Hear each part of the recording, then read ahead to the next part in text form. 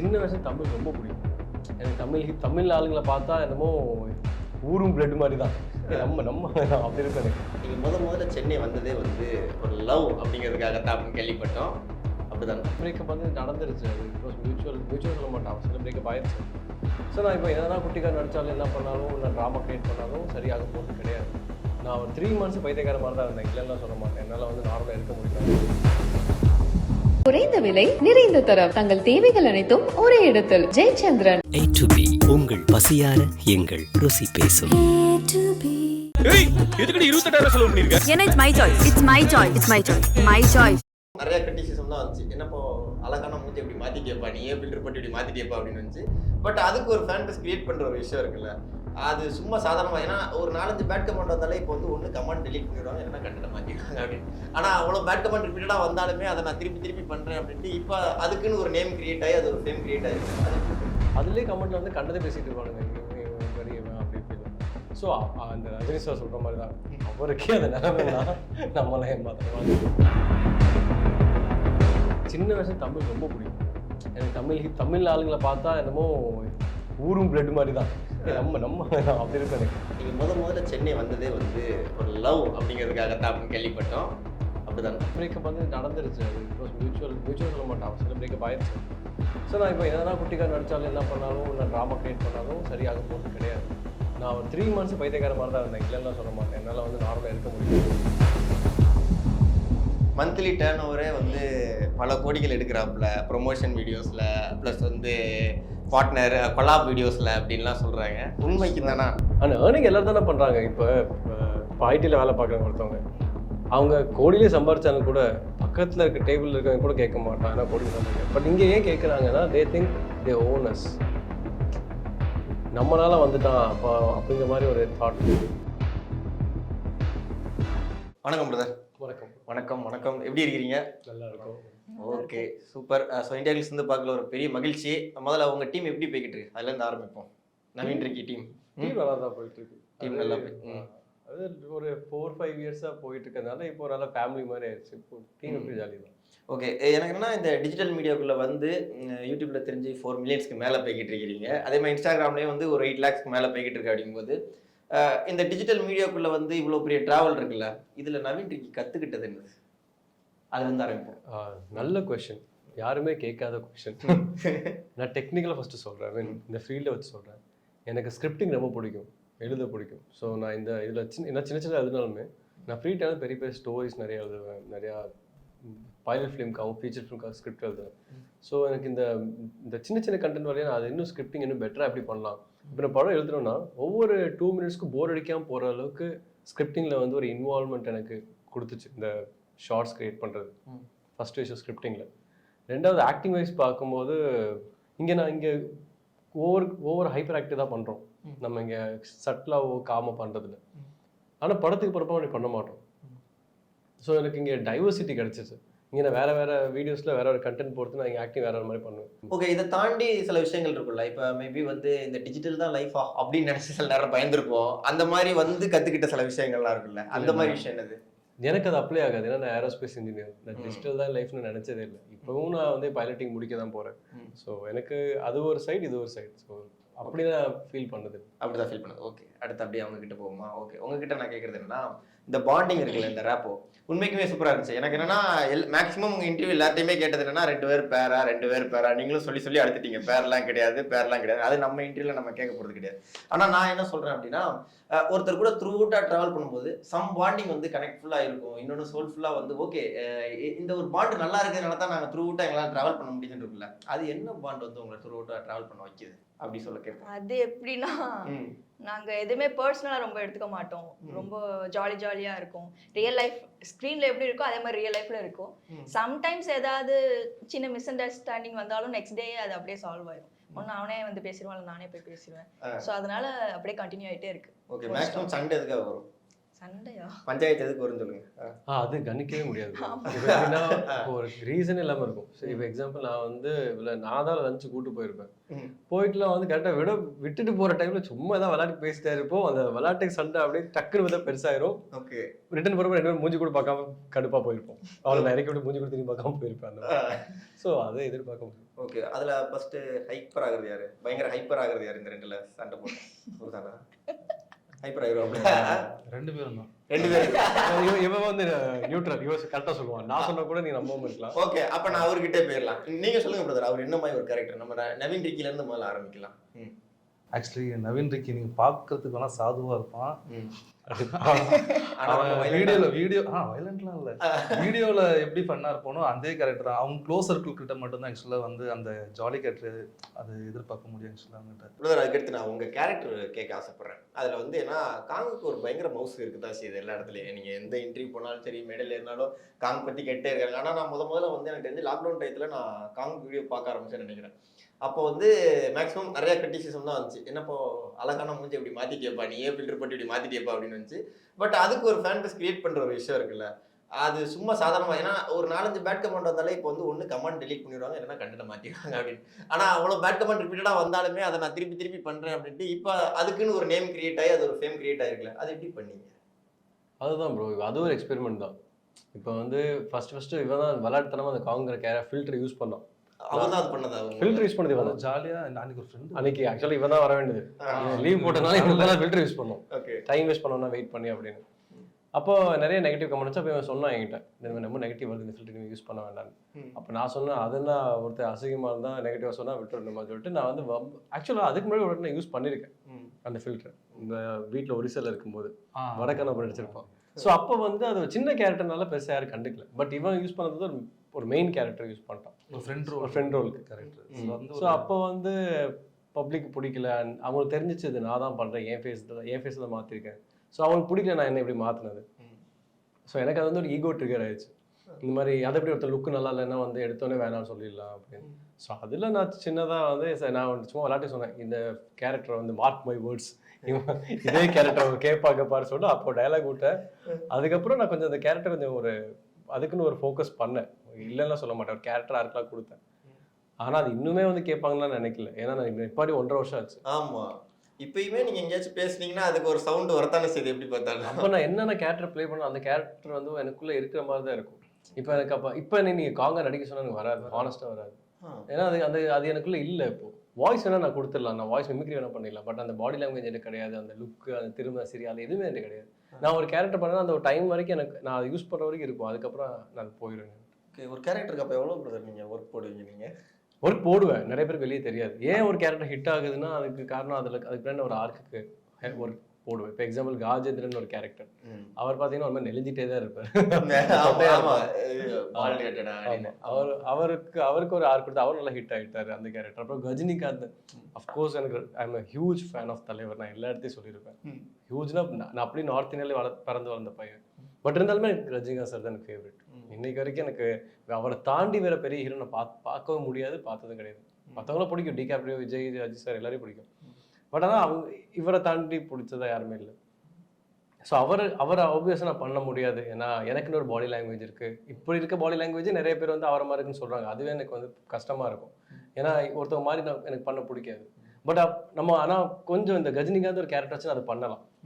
அப்போ யாருமே அதை தப்பாக சொல்ல மாட்டான். எனக்கு ஒரு ஃப்ரீடம் கிடைச்ச மாதிரி இருக்கும். ஏன்னா ஈஸியாக வானாபி ரஜினிகாந்த். ஸோ அதனால ரஜினிகாந்த் ஒரு கேரக்டர் பண்ணு, அதுவுமே நல்லா ஒரு வரவேற்பு இருந்துச்சு. ஓகே.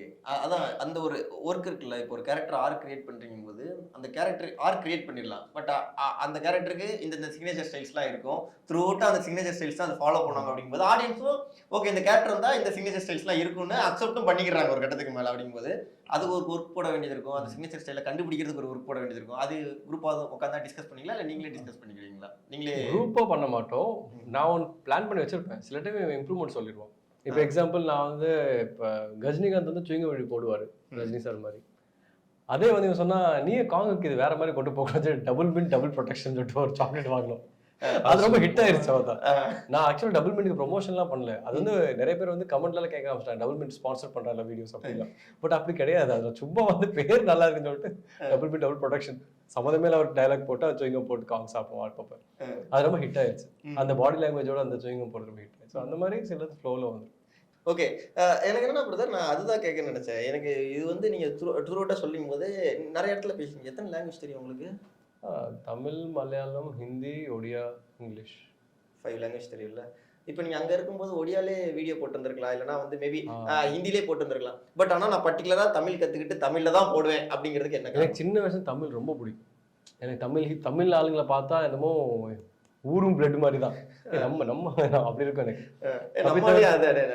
ஒடிசாலையுமே சில டைம் நம்ம கார்ல போயிட்டு இருப்போம், அப்பவும் அப்படிதான். திடீர்னு பைக் ஏதாவது டிராவல் ஆகும் டிஎன்னு போட்டுச்சுன்னா அப்போ டக்குன்னு போய் பைக்கான நிப்பாட்டி பேசிட்டு ஃப்ரெண்ட் ஆகிட்டு அப்படிலாம் ஃப்ரெண்ட் ஆயிருப்போம். ஏன் ரொம்ப ரேர்ல.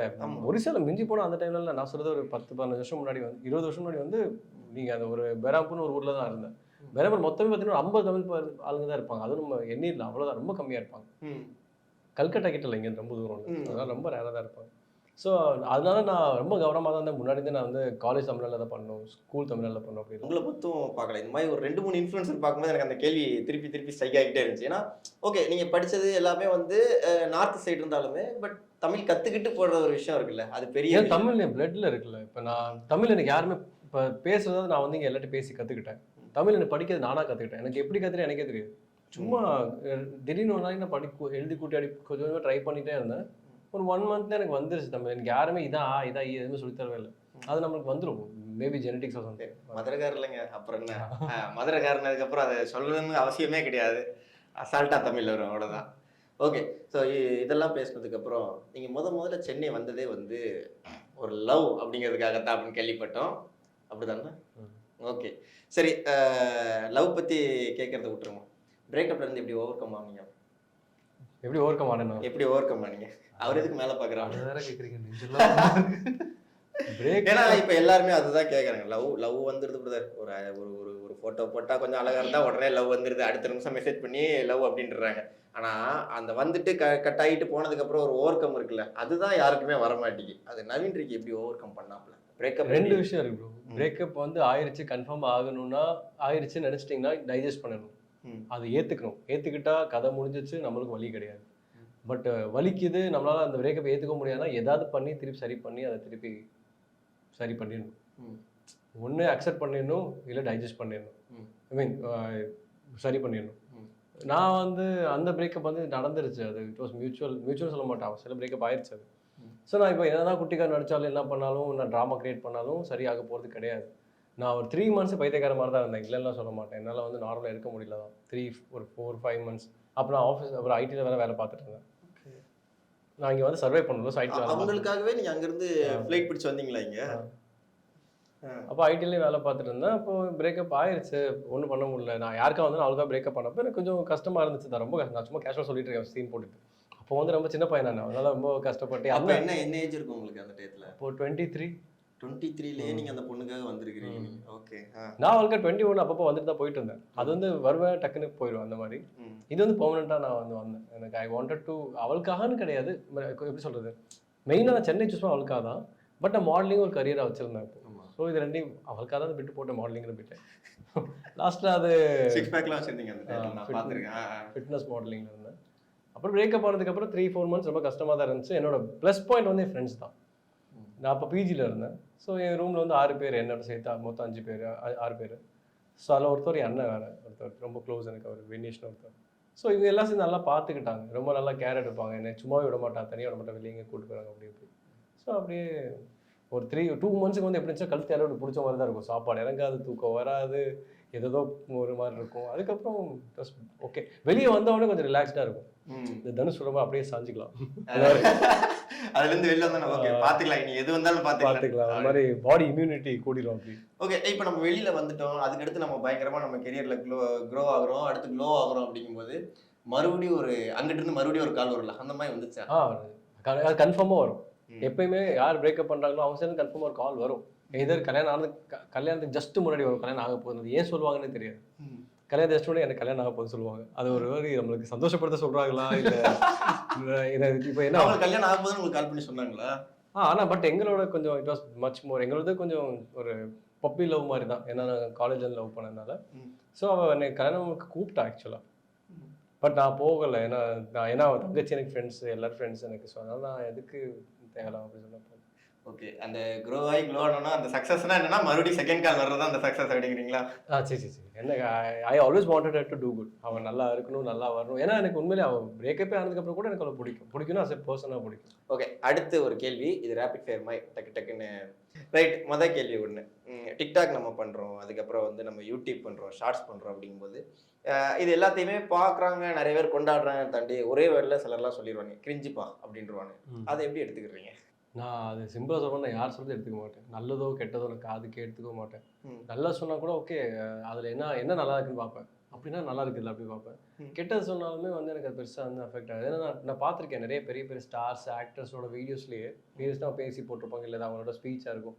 அதுலேயே கமெண்ட்டில் வந்து கண்டதே பேசிகிட்டு இருப்பானுங்க, இவன் பெரியவன் அப்படி இப்படிலாம்.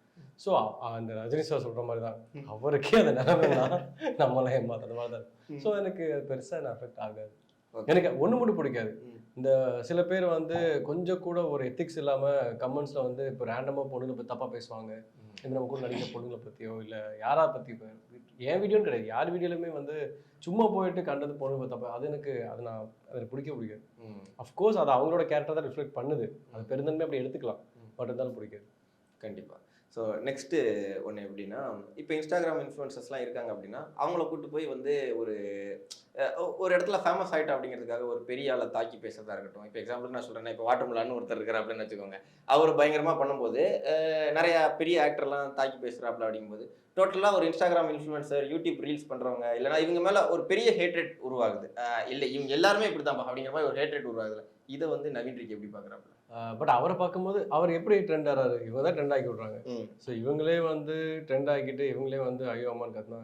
Okay, Naveen Ricky bro Bigg Boss கூப்பிட்டுருக்காங்களா? தெரியல ப்ரோ, ஒரு இந்த ட்ரெண்டான டைம் அந்த வருஷத்துல வேணால் டாக் வந்துச்சு, எனக்கு கால்லாம் பண்ணாங்க.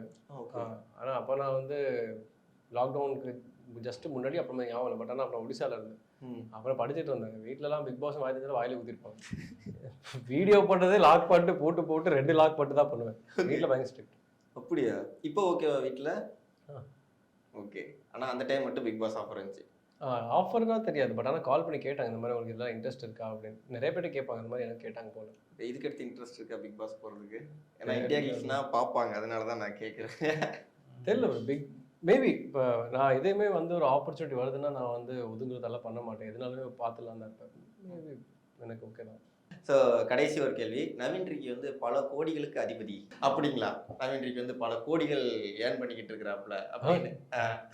இல்லை ப்ரோ, மந்த்லி டேர்ன் ஓவரே வந்து பல கோடிகள் எடுக்கிறாப்புல, ப்ரொமோஷன் வீடியோஸில் ப்ளஸ் வந்து பார்ட்னர் கொலாப் வீடியோஸில் அப்படின்லாம் சொல்கிறாங்க. உண்மைக்கு தானா? எல்லாருமே சம்பாதிப்பாங்க தான்.